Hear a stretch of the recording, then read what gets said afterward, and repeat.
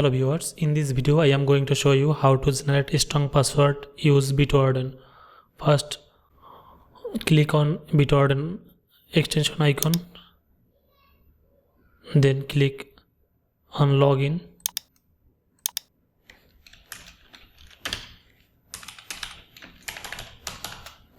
After that, click on generator,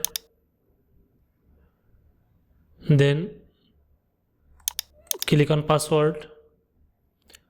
After that, write your length. I am using my password length is 20 character.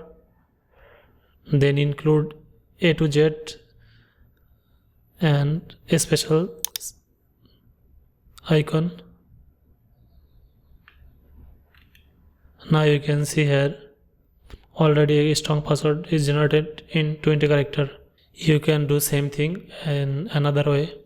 Just go to bitwarden.com, then log in your account.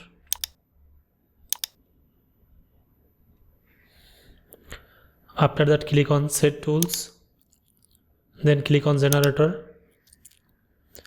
Again, same option is here. Thank you.